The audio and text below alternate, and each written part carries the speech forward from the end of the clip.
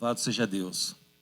Irmãos, eu quero que você abra a sua Bíblia em 2 Pedro, capítulo 1, a partir do versículo 5. Nós temos falado sobre domínio próprio, e o domínio próprio é uma manifestação do fruto do Espírito, e é tão importante porque ele faz a gente crescer em nosso relacionamento, em nossa responsabilidade com Deus e com as pessoas. Em 2 Pedro capítulo 1, versículo 5 a versículo 10 será a nossa leitura inicial. E a minha oração é que a palavra possa falar e ministrar as nossas vidas nessa manhã, debaixo da unção do Espírito. Você pode dizer amém? A palavra do Senhor diz assim: por causa disso, concentrando todos os seus esforços, acrescentem à fé que vocês têm a virtude, o conhecimento, ao conhecimento o domínio próprio, ao domínio próprio a perseverança, a piedade, e a piedade a fraternidade, o amor. Por quê? Se essas qualidades existirem e estiverem crescendo em suas vidas, elas impedirão que vocês, no pleno conhecimento de nosso Senhor Jesus Cristo, sejam inoperantes e improdutivos.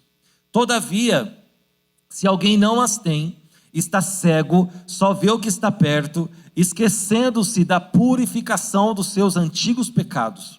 Portanto, irmãos, empenhem-se ainda mais para consolidar o chamado e a eleição de vocês, pois se agirem dessa forma, jamais tropeçarão. Irmãos, essas qualidades, elas precisam existir e crescer em nossas vidas. Pode dizer amém? E pensando nisso, nessa manhã eu quero falar de um homem que possuía essas qualidades, mas por alguma razão ele terminou seus dias inoperante, improdutivo. Ele terminou seus dias perdendo essas qualidades, perdendo essas características em sua vida. Eu quero que você abra agora a sua Bíblia em 2 Reis, capítulo 18. Nós vamos falar do rei Ezequias. 2 Reis, capítulo 18, versículo 1 ao versículo 7. Você que está anotando, a gente vai deixar a referência sempre colocada aqui para que você anote. Mas nós não projetamos a palavra escrita ali para que a nossa intenção é que você leia aí na sua Bíblia, que você não perca essa prática.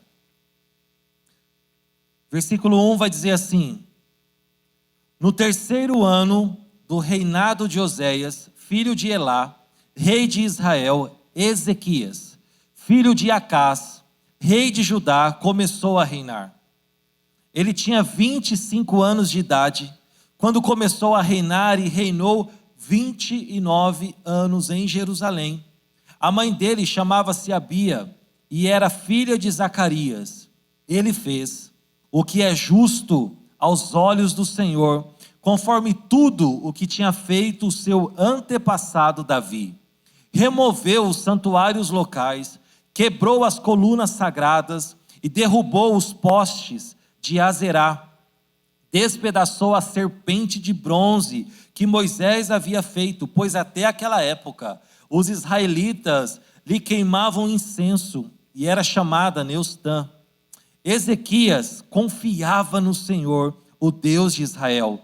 Nunca houve ninguém como ele entre todos os reis de Judá, nem antes, nem depois dele.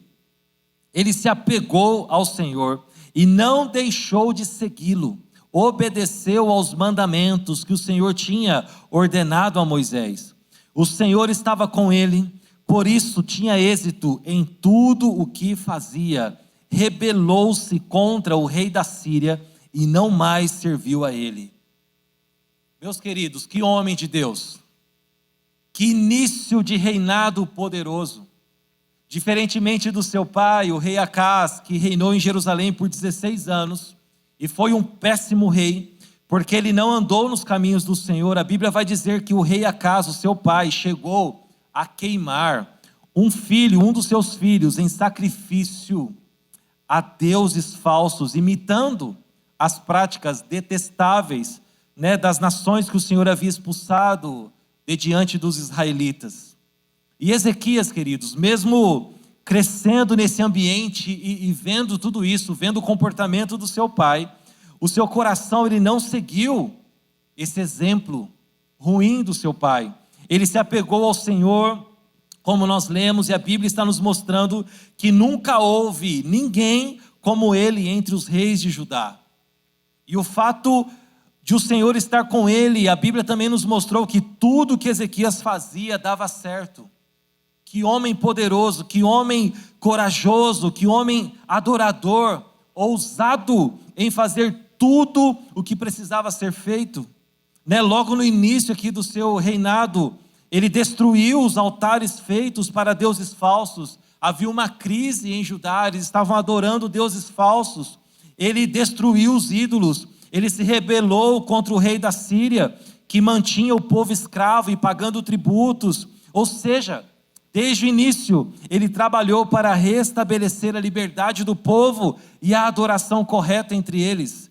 Um homem que nós podemos com toda a convicção afirmar que ele era cheio das qualidades que vimos em 2 Pedro.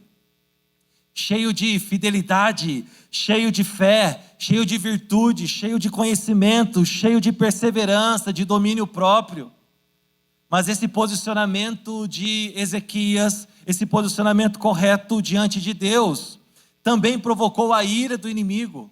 Porque nós precisamos aprender algo, irmãos. Todas as vezes que nós nos posicionamos corretamente diante de Deus, isso vai provocar a ira do nosso inimigo. Mas saiba de uma coisa, Deus é poderoso e Ele nos dará escape. Você pode dizer amém? Deus é poderoso e Ele nos dará livramento. E a Bíblia também nos mostrou nessa leitura que fizemos que ele se rebelou, ele se posicionou, ele se rebelou contra Senaqueribe.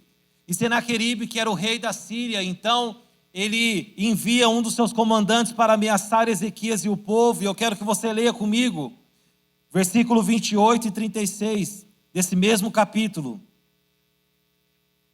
Olha que esse comandante enviado por Senaqueribe fala para Ezequias e para o povo.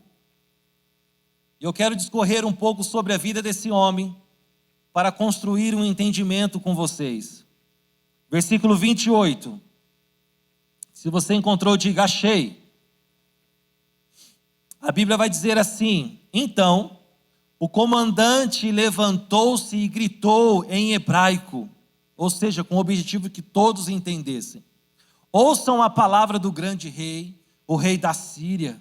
Assim diz o rei: não deixem Ezequias enganá-los. Ele não poderá livrar vocês da minha mão. Não deixem que Ezequias os convença a confiar no Senhor, quando diz: com certeza o Senhor nos livrará, esta cidade não será entregue nas mãos do rei da Síria. Não deem ouvidos a Ezequias. Assim diz o rei da Síria: façam as pazes comigo e rendam-se. Então cada um de vocês comerá da sua própria videira e da sua própria figueira, e beberá água da sua própria cisterna, até que eu venha e os leve para uma terra como a de vocês, terra de cereal e de vinho, terra de pão e de vinhas, terra de oliveiras e de mel. Escolham a vida, não a morte. Não deem ouvidos a Ezequias, pois ele os está enganando quando diz: o Senhor nos livrará. Será que o Deus de alguma nação conseguiu livrar a sua terra das mãos do rei da Síria? Onde estão os deuses de Ramate e de Arpade? Onde estão os deuses de Sefarvaim, de Enã e de Ivã? Acaso livraram Samaria das minhas mãos? Qual de todos os deuses dessas terras conseguiu livrar alguma delas das minhas mãos?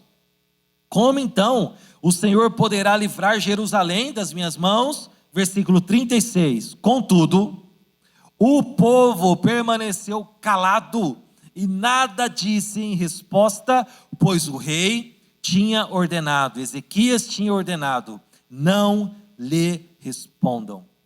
Primeira coisa que eu quero destacar: o inimigo, ele sempre vai aparecer com uma proposta aparentemente melhor, a fim de que as coisas fiquem como estão. Não, não confie no Senhor, não. Não se posicione, não. Não se dedique mais, não. Fique no seu lugar, se submeta a mim, se submeta ao meu propósito. Porque assim você vai ficar em paz. Assim você vai experimentar do meu favor. Meus queridos, com o inimigo não existe acordo de paz. Você pode afirmar isso? Com o nosso inimigo, diga isso com toda a convicção, com o nosso inimigo não existe acordo de paz.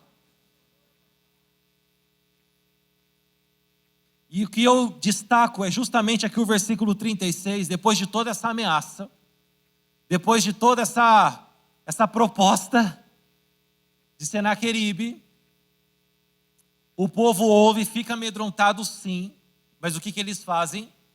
Eles ficam calados, porque havia uma ordem do rei: não responda, não falem nada. E aqui nós vemos, queridos, o domínio próprio em ação. Ezequias sabia que não adiantaria responder à ameaça com outra ameaça.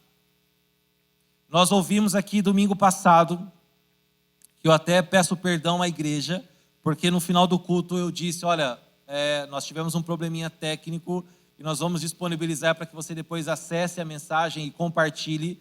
Porém, o problema foi tão grave que nós não conseguimos recuperar a gravação, por isso que não tem esse culto lá disponível.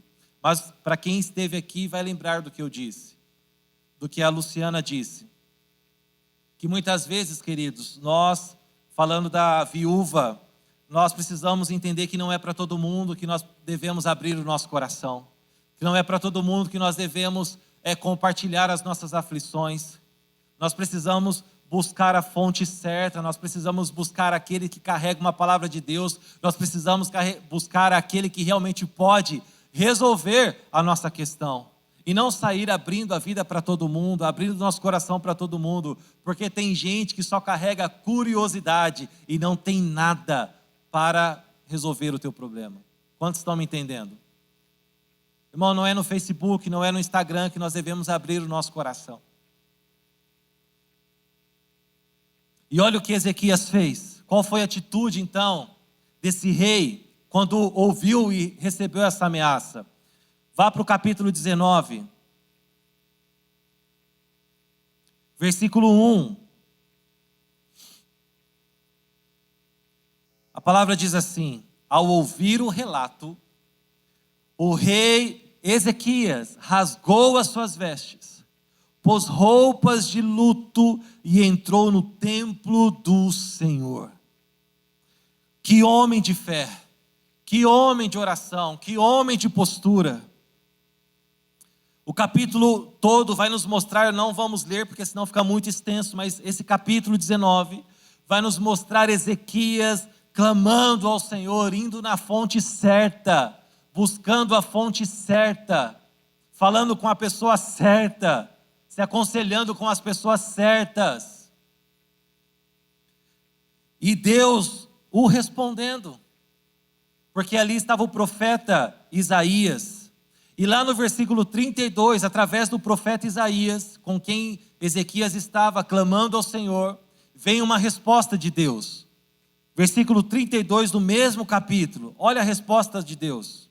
Quando nós buscamos a fonte certa, quando nós exercemos o domínio próprio, quando nós exercemos a fé, quando nós abrimos o nosso coração no lugar e para as pessoas certas.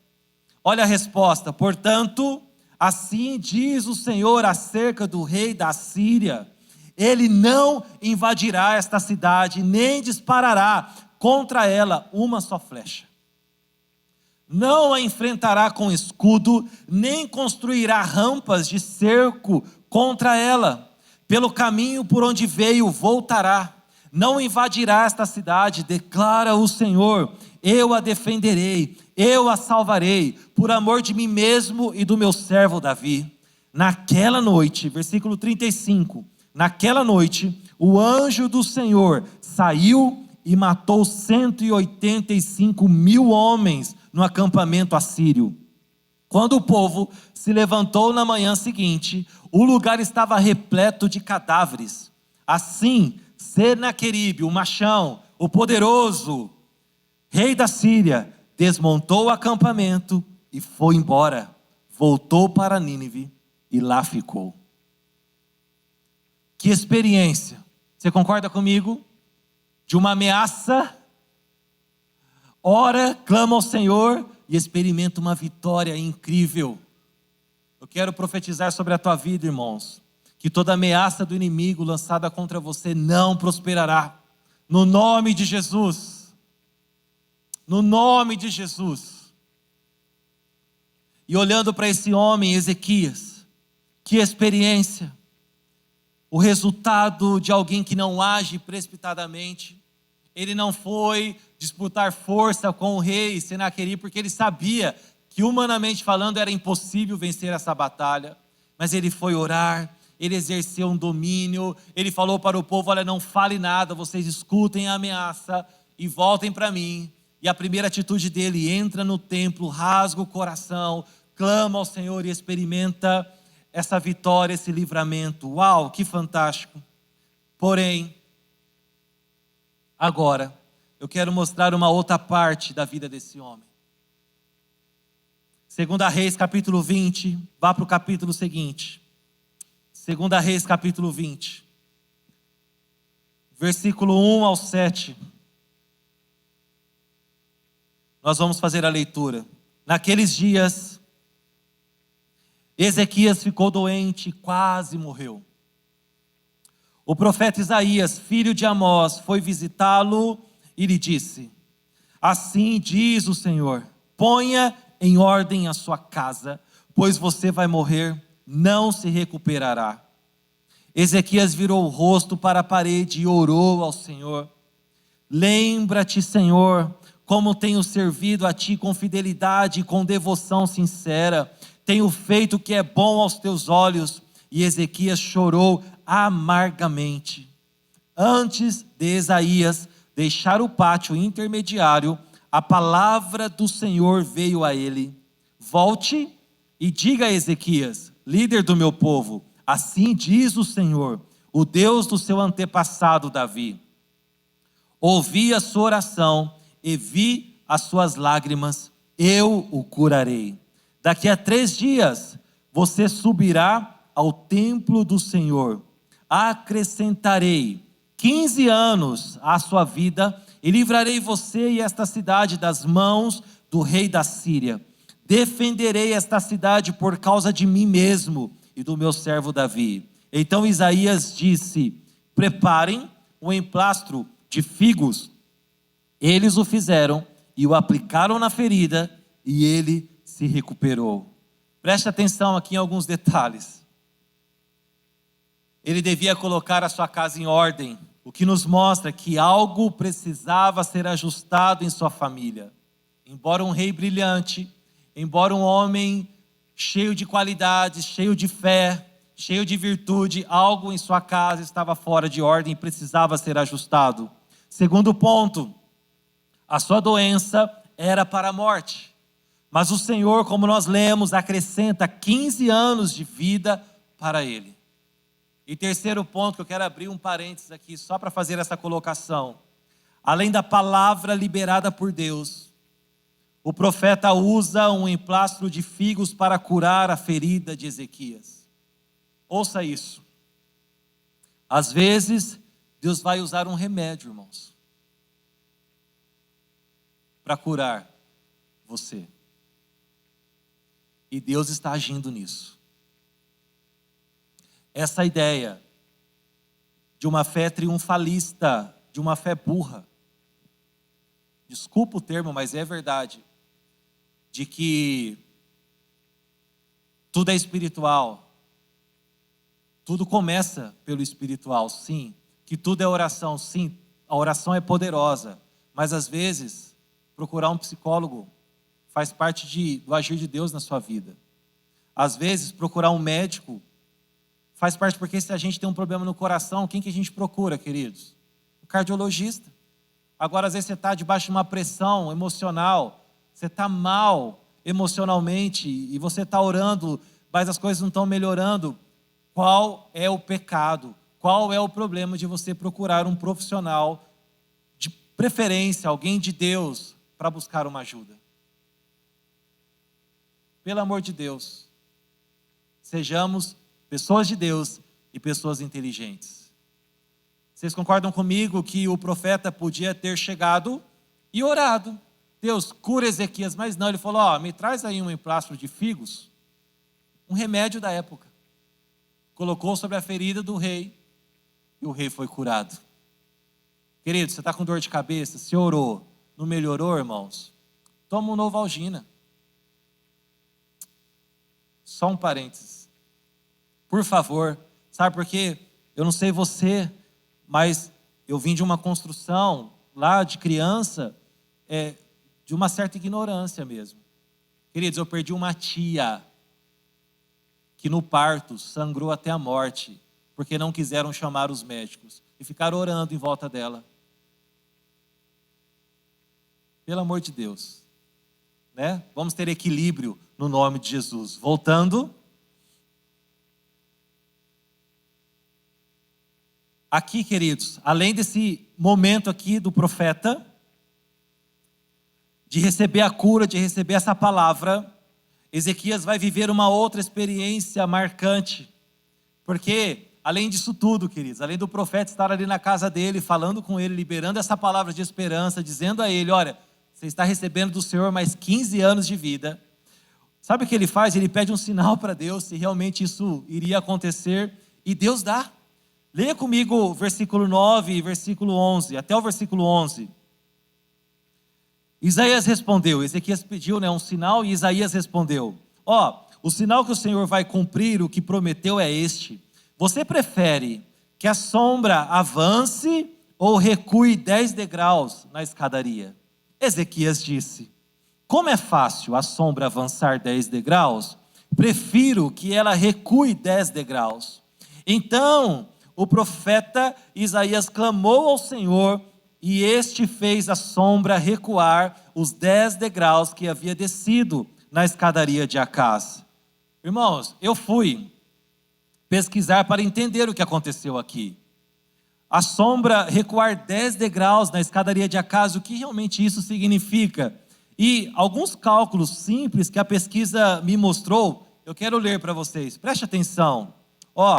Num dia solar de 24 horas, a Terra realiza uma rotação de pouco mais de 360 graus em torno do seu próprio eixo. Sendo assim, cada hora possui aproximadamente 15 graus de rotação. Se a sombra do Sol retrocedeu 10 degraus, isso significa que Deus inverteu o sentido de rotação, fazendo um planeta inteiro recuar 10 degraus. Este feito acrescentou pelo menos 39 minutos e 50 segundos àquele dia, sem contarmos o tempo que a Terra demorou para voltar esses 10 degraus. Pode parecer pouco à primeira vista, mas não se esqueça que estamos falando de um planeta de 12.742 quilômetros de diâmetro, com uma superfície de 510 milhões de quilômetros quadrados e uma massa de 6 sextilhões de toneladas, que gira a uma velocidade de 1.700 quilômetros por hora, com oceanos e seres viventes em sua superfície. Quando Deus desacelerou essa terra e fez girar no sentido contrário, e a desacelerou novamente para voltar à sua rotação normal, ele precisou segurar os mares, a atmosfera, montanhas, construções e tudo o que se move, sem causar dano a nada. Deus realizou esse feito apenas para dar um sinal a um homem que tinha o coração rendido diante dele. Você pode dar um glória a Deus a esse Deus? É até difícil, né? Ter que ler umas 5 vezes para entender tudo isso, né? Eu fiquei lendo bastante vezes, porque é impressionante. É impressionante. Impressionante. Que Deus poderoso.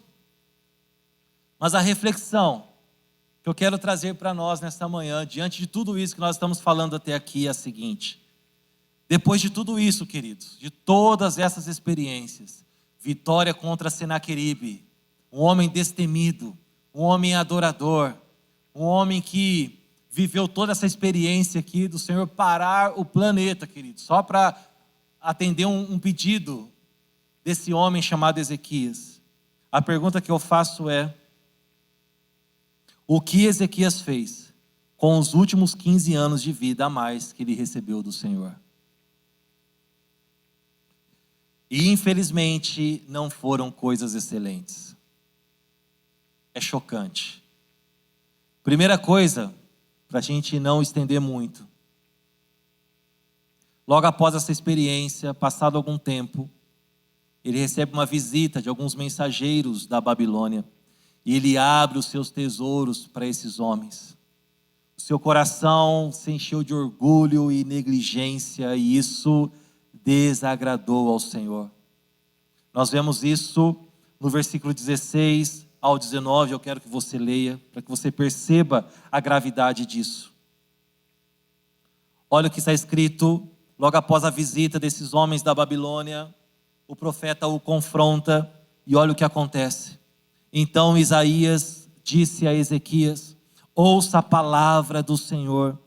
Virão dias em que tudo o que se encontra no seu palácio, bem como tudo o que os seus antepassados acumularam até hoje, será levado para a Babilônia. Nada restará, diz o Senhor. Alguns dos seus próprios descendentes serão levados, e eles se tornarão eunucos no palácio do rei da Babilônia. Ezequias respondeu a Isaías: boa é a palavra do Senhor que anunciaste, pois ele pensou: ao menos haverá paz e segurança durante toda a minha vida. Queridos, que egoísta! Que egoísta! Ele pensou apenas em si mesmo.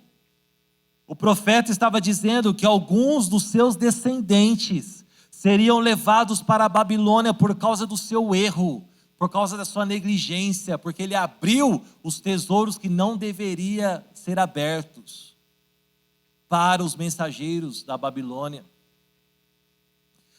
E o que me assusta é que ele não se incomodou com isso, né? Onde estava aquele Ezequias cheio de coragem? Onde estava aquele Ezequias cheio de indignação por ver o seu povo cativo e servindo a outros povos, pagando tributo? Onde estava aquele Ezequias, aquele homem cheio de oração, que clamou ao Senhor quando foi ameaçado? Onde estava aquele Ezequias cheio de zelo pelo nome do Senhor? Ele não se preocupou com o legado, ele não se preocupou com nada. E sabe o que é pior, queridos? Disso tudo é que o seu filho Manassés, que o sucedeu, se tornou um dos piores reis de Judá. Ou seja, ele não colocou a casa em ordem.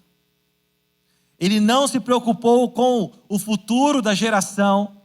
Ele viveu os seus últimos 15 anos como um sobrevivente e não como um fruto de um milagre.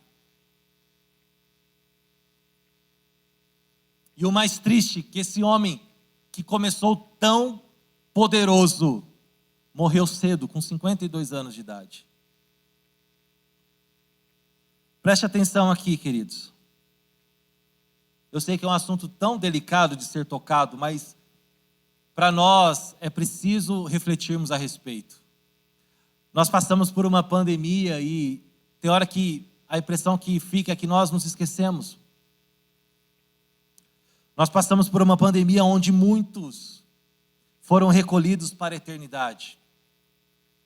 Pessoas queridas, próximas, foram recolhidas para a eternidade. E por alguma razão e propósito divino, nós estamos aqui. E eu pergunto para você, e essa pergunta eu tenho feito a mim: estamos vivendo como um sobrevivente ou como um fruto de um milagre? Será que você enxerga que você é fruto de um milagre? Como está o nosso empenho, como está a nossa dedicação ao Senhor? Como está a nossa fé? Como estão as nossas boas obras? Como está a nossa busca pelo conhecimento de Deus? Como está o nosso domínio próprio? Como está a nossa perseverança? Como está o nosso amor de estarmos em comunidade, em fraternidade? Como está a nossa paixão pela presença de Deus? Como estamos vivendo os nossos dias?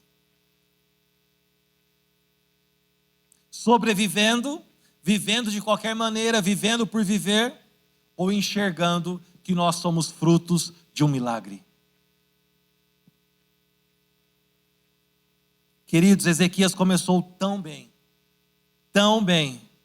mas terminou mal, não enxergando a oportunidade que Deus estava lhe dando para fazer mais, por sua própria vida, por sua casa, por sua família, pelo reino de Deus.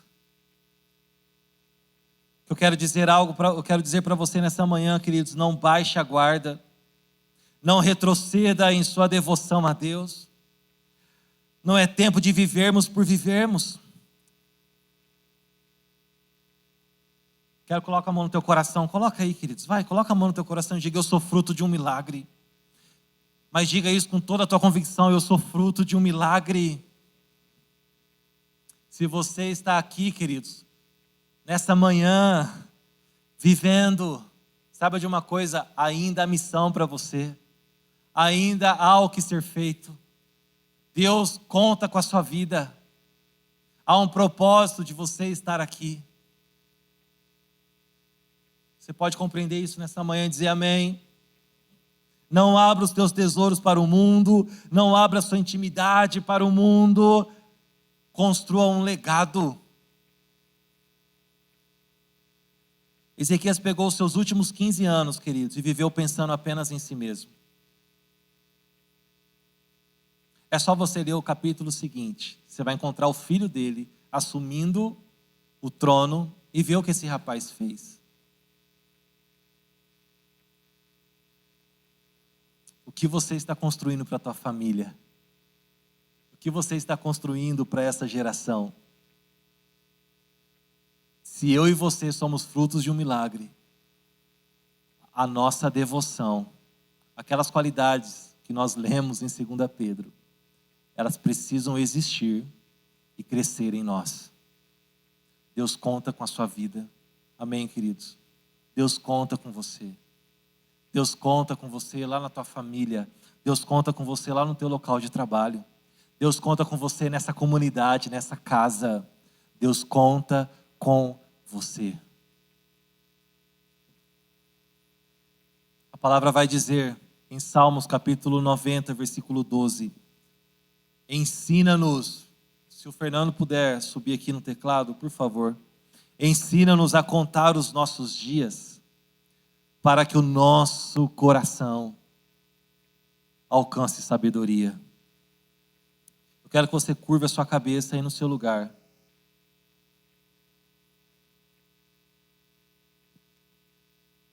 E comece a falar com o Senhor.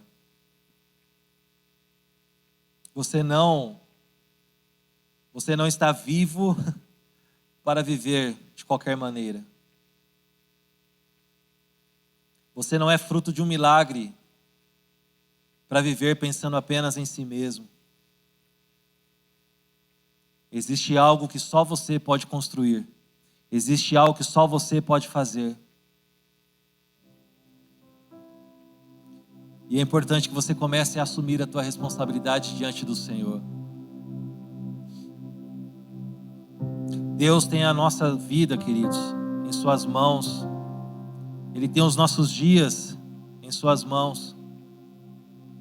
E se você está respirando nessa manhã, se você está ouvindo essa palavra nessa manhã, é hora de você bater a poeira, remover as coisas que porventura estão ainda te prendendo, ou te limitando, ou te barrando, ou te cegando, e dizer: Senhor, eu quero avançar, eu não quero perder a paixão por tua presença, eu não quero perder a fé, eu não quero abandonar as boas obras, eu não quero perder o conhecimento, eu não quero, Senhor, eu quero voltar, eu quero estar naquele lugar que o meu coração queima por ti, onde o Senhor acessa o meu coração.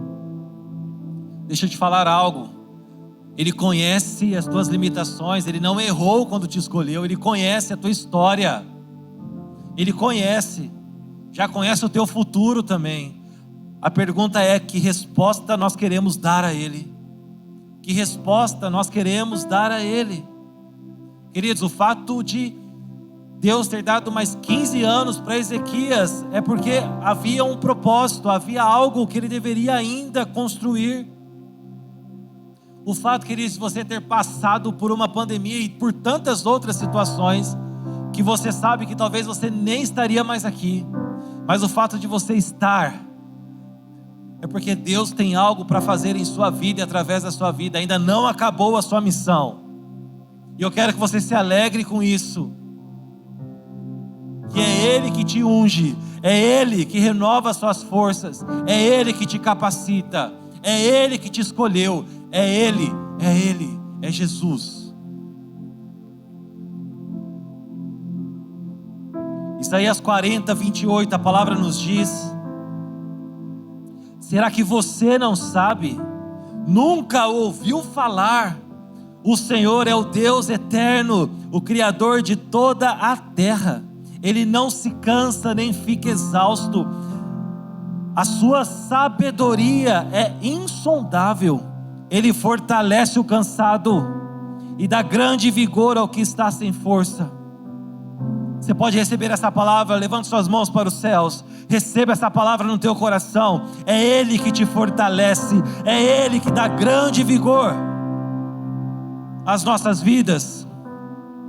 Até os jovens se cansam e ficam exaustos, e os moços certamente tropeçam, mas aqueles, quantos esperam no Senhor aqui nessa manhã? Mas aqueles que esperam no Senhor renovam as suas forças, voam alto como águias, correm e não ficam exaustos, andam e não se cansam. Será que você pode se colocar de pé nessa manhã e receber essa palavra no teu coração? Você que espera no Senhor, você que espera no Senhor, tenha nessa manhã as suas forças renovadas. Voe alto, lugares mais altos em Deus, experiências novas com o Senhor. Corra, você vai correr e não ficar exausto. Você vai cumprir o propósito e não ficará exausto. Receba essa palavra no teu coração, comece a falar com Ele nessa manhã, queridos. Levante a sua voz diante dEle. Senhor, nós queremos estar neste lugar, Senhor. Nós não queremos desperdiçar os nossos dias. Como o salmista disse, Senhor, nos ajude a contar os nossos dias e encontrarmos neles sabedoria, Senhor. Nós queremos viver para cumprir o teu propósito. Senhor, nós somos frutos do teu milagre, Senhor, em nós. Nos ajude a viver para a tua glória, Senhor. Em nome de Jesus, comece a falar com Ele, querido. Comece a falar com o teu Deus nesta manhã. A presença dEle está entre nós. O Espírito Santo está aqui, os ouvidos do Senhor estão inclinados à tua oração, estão inclinados à casa dEle. Levante a sua voz e comece a falar com Ele. Senhor, eu quero consagrar a minha família diante do Senhor, eu quero consagrar os meus filhos diante do Senhor. Me ajude a deixar um legado, me ajude a construir um legado para minha família, para essa geração, Senhor. Senhor, me ajude a corresponder àquilo que está no teu coração todos os dias. Senhor, eu quero ser um homem de oração, uma mulher de oração. Eu quero, Deus, não perder a visão. Eu não quero, Deus, me esfriar na paixão, no fogo, pela Tua presença. Eu não quero perder a simplicidade da Tua presença, Senhor. Fale com Ele nessa manhã, queridos. Eu quero te dar um tempo para que você levante a tua voz. Levante a tua voz e fale com o teu Deus.